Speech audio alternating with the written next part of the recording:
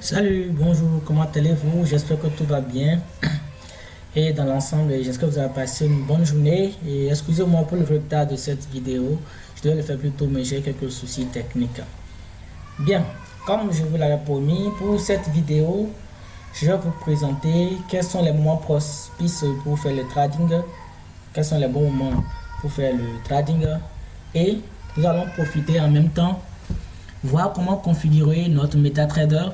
Et cette fois-ci, nous allons utiliser le MetaTrader 5.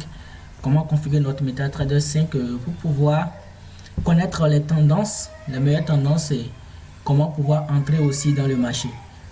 Donc, pour cette vidéo, je vais vous présenter seulement un seul indicateur que nous allons utiliser pour faire l'analyse du graphe. Donc, les prochaines vidéos, je parlerai d'autres indicateurs. Donc, sans plus tarder, nous allons commencer. Quels sont les meilleurs moments de la journée pour trader le Forex? Comme je l'avais dit dans ma première vidéo, le marché de Forex compte trois grands marchés. Nous avons le marché de Tokyo, le marché de Londres et le marché de New York. Donc ces trois marchés occupent toute la journée de 0 h à 24 heures. Nous avons 24 heures de trading dans la journée.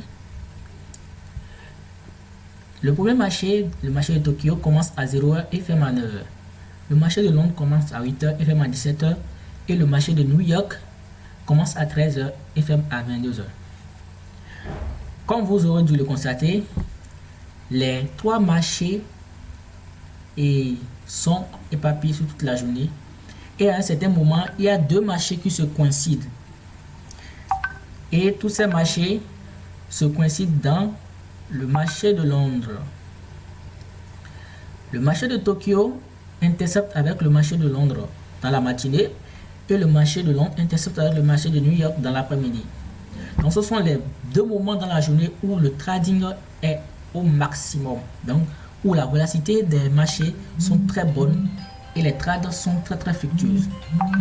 Ainsi, dans la journée, il est bon de trader de 8 h à 9 h, un intervalle d'une heure de temps où les volatilités sont très grandes, où on peut avoir de bonnes tendances. Et la deuxième intervalle, c'est un intervalle de 5 heures, de 13 h à 17 h. Un intervalle de 4 heures environ. Donc cet intervalle aussi, c'est une bonne intervalle que je préfère beaucoup. Et dans cet intervalle, on peut faire 2 ou 3, voire même 5 offres.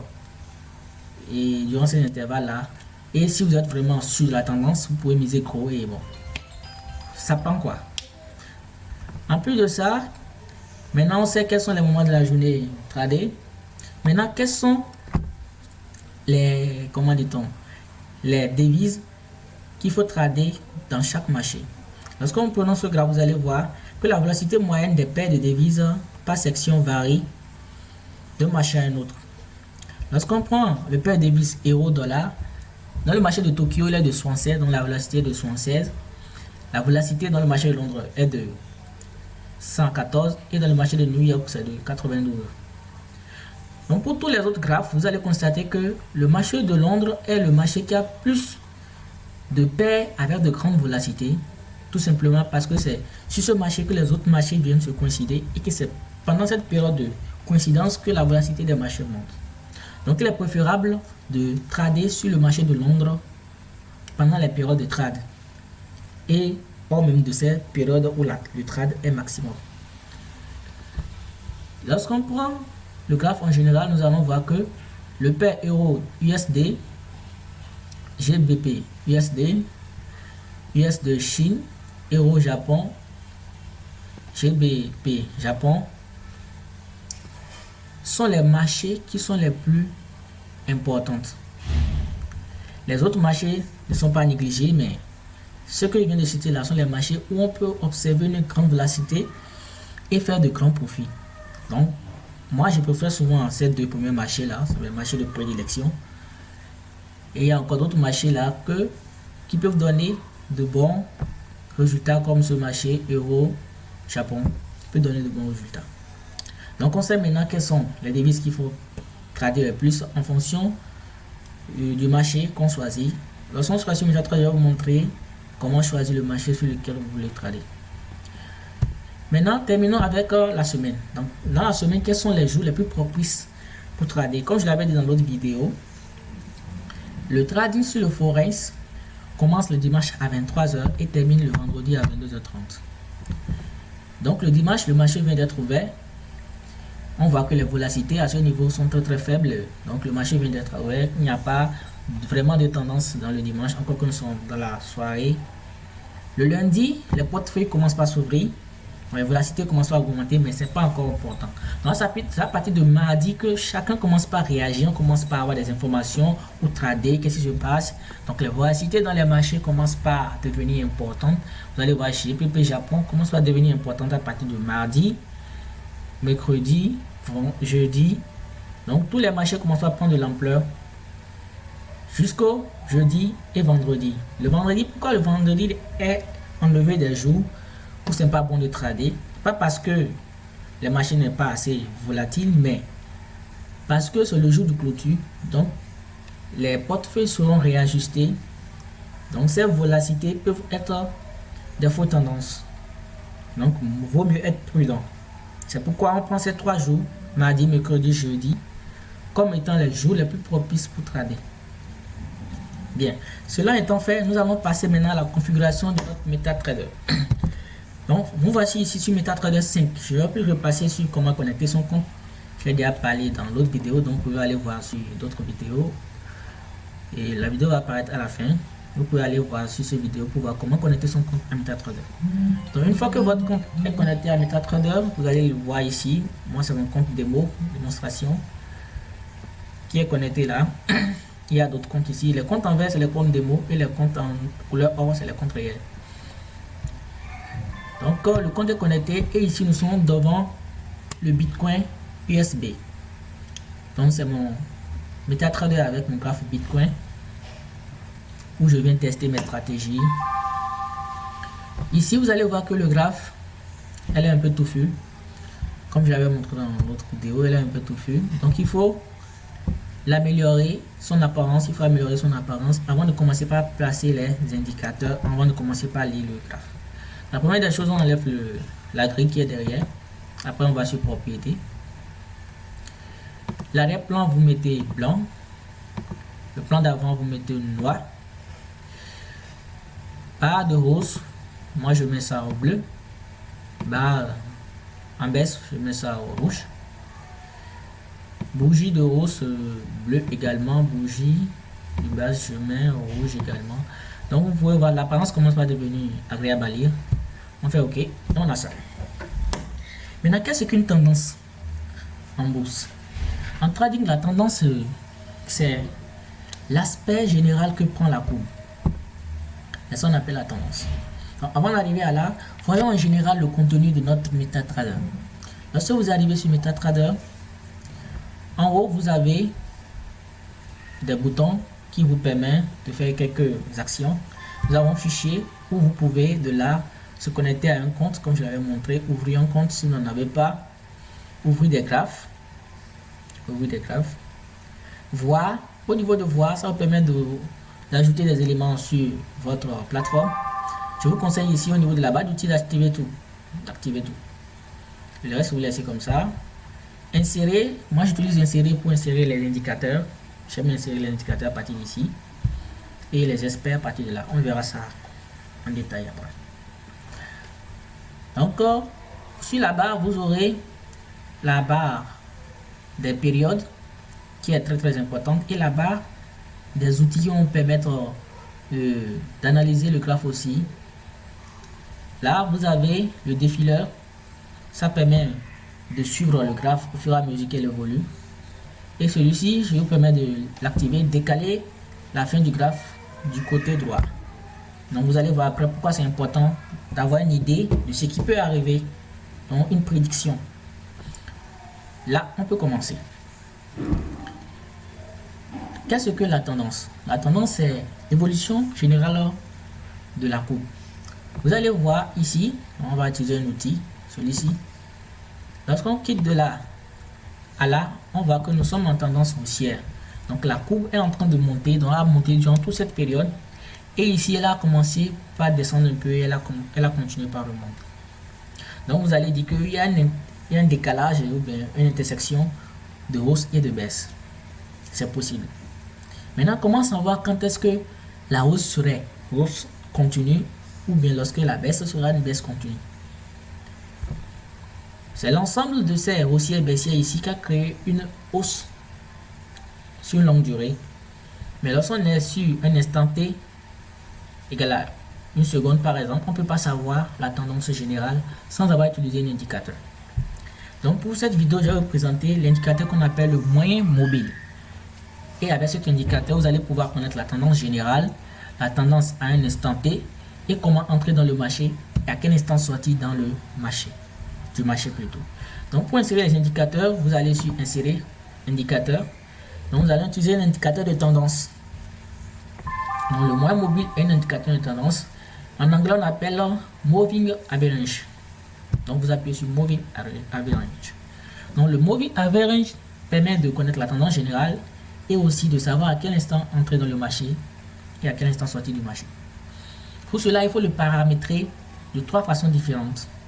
Donc nous allons insérer le même indicateur 3 fois avec 3 paramètres différents.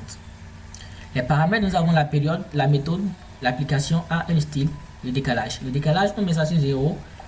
La méthode, simple, application à close, style, ça c'est quelle forme ça doit avoir. Par défaut, c'est sur la barre sans épaisseur, mais moi je mets ça avec une épaisseur au moins de 2 pixels. La période, c'est là nous allons agir. Pour connaître la tendance générale en 1 minute, parce que la dernière fois je vous avais présenté les périodes de trading, nous avons le 1 minute, le 15 minutes, le 5 minutes, le 10 minutes, ainsi de suite jusqu'à un mois. Moi, je préfère le 1 minute, le 5 minutes et le 15 minutes. Je vous conseille de vous limiter à ces 3 périodes-là et de trader le plus possible en 1 minute. Donc, pour connaître la tendance générale en 1 minute, il faut mettre la période de 100. Si vous étiez en 5 minutes, vous allez mettre la période de 200 pour connaître la tendance générale. Si vous êtes en 15 minutes, ça fait un autre indicateur à utiliser. Donc, on met 100 minutes et 100 comme la période.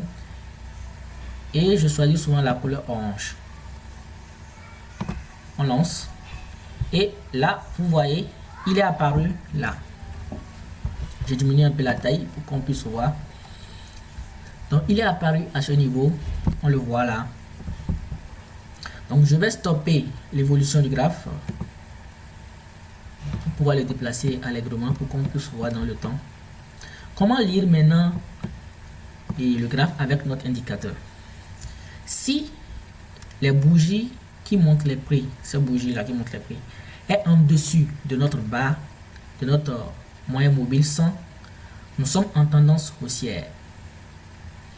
Si les prix sont en dessous de notre barre, nous sommes en tendance baissière. Et vous allez voir ici que nous avons plusieurs décalages qui se sont faits dans le temps. À ce niveau, si on prend cet instant-là, cette haussière, lorsque la courbe a commencé par monter, elle est allée au-dessus de notre moyen mobile. On est entré en une zone de tendance haussière qui a commencé de là et qui s'est terminée à ce niveau.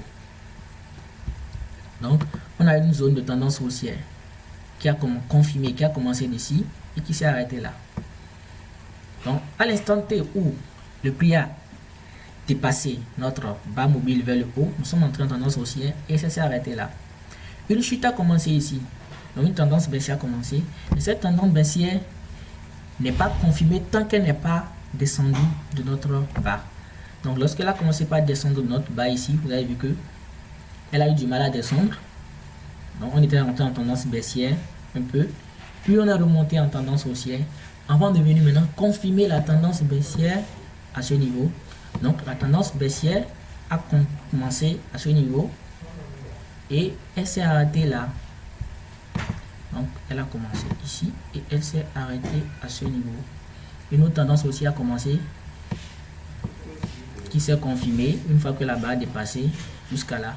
Donc là, nous sommes en zone de stagnation, c'est-à-dire la volatilité est assez faible, c'est-à-dire la tendance peut changer. Vous voyez, une tendance baissière a commencé. Elle a commencé. Maintenant, on ne sait pas si elle va continuer ou bien si elle va se redresser.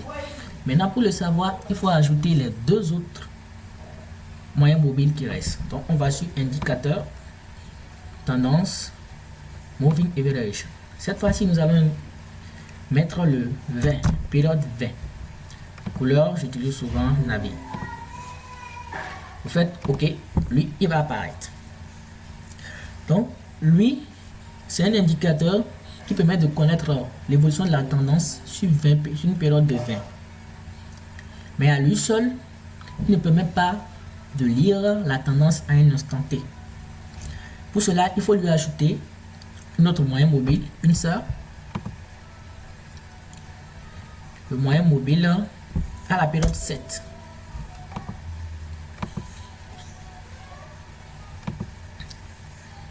Excusez-moi, j'ai pas changé la couleur. Donc, pour la période 7, moi, j'utilise la couleur aqua. L'ensemble maintenant de ces trois coupes vont nous permettre de mieux lire notre graphe et de savoir quand est-ce rentrer dans un marché, quand est-ce sortir. Si on revient à l'instant T, qu'est-ce qui se passe? La barre de 100 nous dit que nous sommes en tendance haussière. La tendance générale est une tendance haussière. Mais lorsqu'on regarde sur la tendance à l'instant T, nous voyons que le moyen mobile 7 est dirigé vers le bas. Donc, elle a déjà traversé le prix et elle s'est retrouvée en haut des prix. Quand les moyens mobiles sont en haut des prix, c'est que nous sommes en tendance baissière. Donc, il y a une tendance baissière qui a commencé. Lorsqu'on prend le moyen mobile à période 20, on voit que lui a traversé aussi les prix, mais il ne s'est pas encore complètement orienté en tendance baissière. Comment interpréter alors ces deux graphes-là, ces deux courbes-là?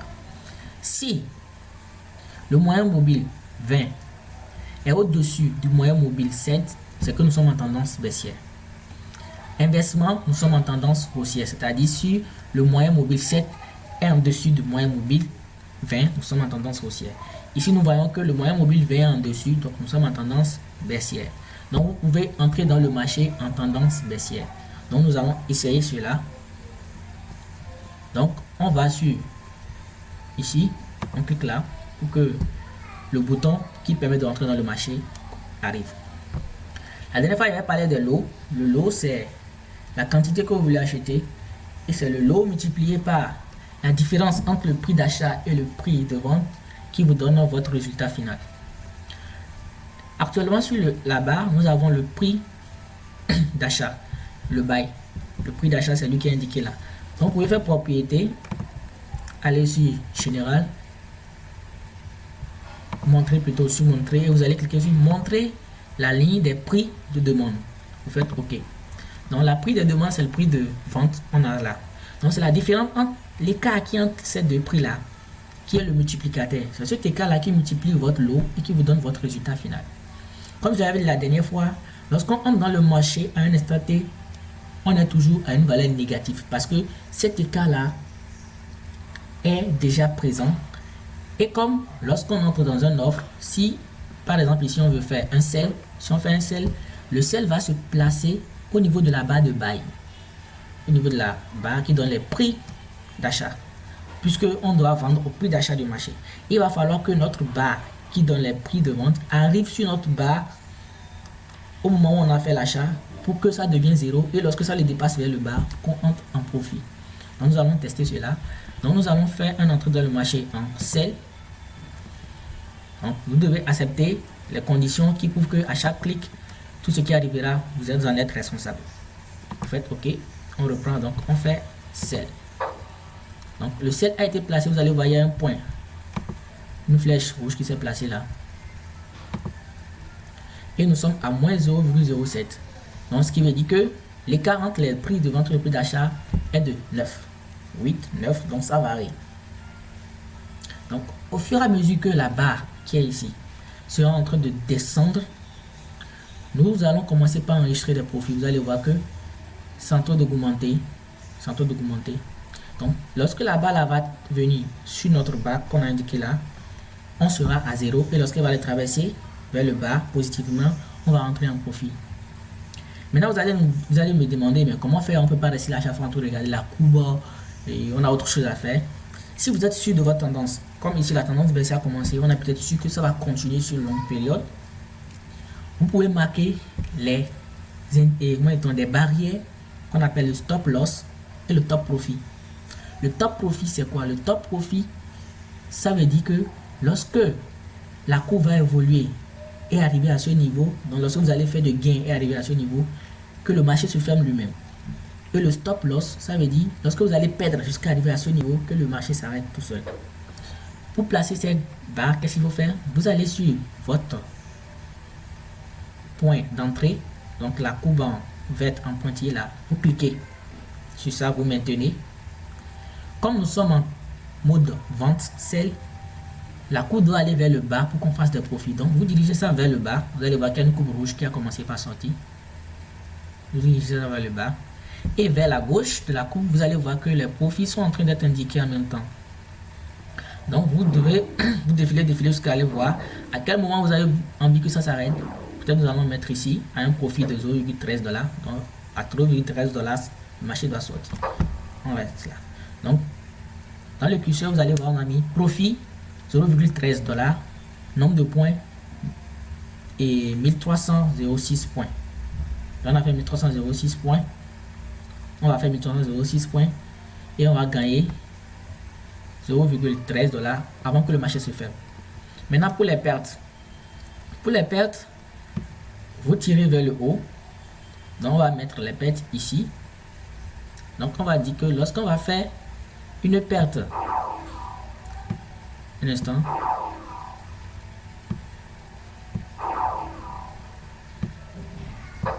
sur le marché de, comment dit-on, de crypto-monnaie, les pertes sont un peu fixées à une valeur donnée. Donc lorsqu'on va faire une perte de 0,36, le marché va s'arrêter tout seul. Donc ça fait moins 3441 points. Lorsqu'on va faire une telle perte, le marché va s'arrêter tout seul. De l'autre côté, lorsqu'on va faire tel gain, le marché va s'arrêter tout seul. Donc on peut augmenter la barre de gain comme on peut diminuer la barre de perte en fonction du bloqueur que vous utilisez. Les bloqueurs précisent certaines limites qu'il ne faut pas dépasser. Donc vous allez voir que le MetaTrader est un peu bugué ici. C'est à cause de la connexion. C'est à cause de la connexion. Donc nous allons essayer d'actualiser ça un peu pour voir.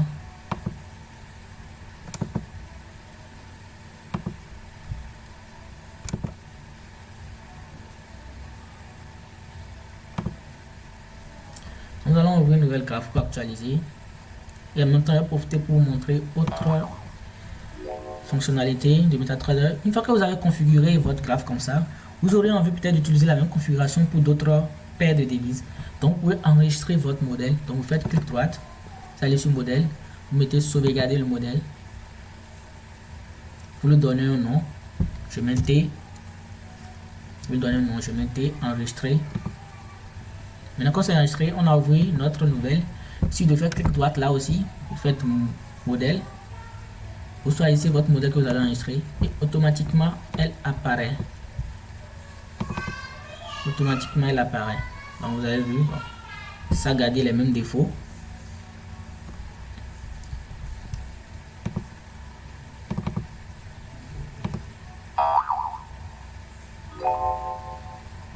Donc j'ai actualisé, le compte est bon, tout est revenu à la normale. Donc j'espère que vous avez compris l'ensemble de tout ce qu'on a expliqué aujourd'hui. Au cas où vous avez des questions, n'hésitez pas à écrire dans les commentaires ou à nous écrire dans le groupe, dans notre groupe Telegram. Sur ce, on se dit à la prochaine et bonne suite de trader et gagner avec les Trading Forex. Et à la prochaine. Pour la prochaine vidéo, je vous parlerai d'autres indicateurs qu'on appelle Ichimoku, qu'on peut utiliser sur l'intervalle de 1, 5 à 15. Nous allons voir comment cela peut nous servir. Avec ceci, déjà, vous pouvez commencer par trader, créer des comptes démo et entraînez-vous. Inscrivez-vous sur notre compte FBS et créez un compte centime pour démarrer. Avec le compte centime, avec $1, vous avez 100 $ que la plateforme vous donne, que vous pouvez trader avec. Ça permet de faire des gains. Et le conseil que je peux vous donner encore, c'est de commencer par le lot minimum 0,01. Et lorsque vous maîtrisez, vous pouvez augmenter la quantité de l'eau à acheter. Donc sur ce, on se dit à la prochaine. N'hésitez pas à vous abonner à la chaîne, activer la notification pour être toujours en contact de nos nouvelles vidéos. Merci beaucoup.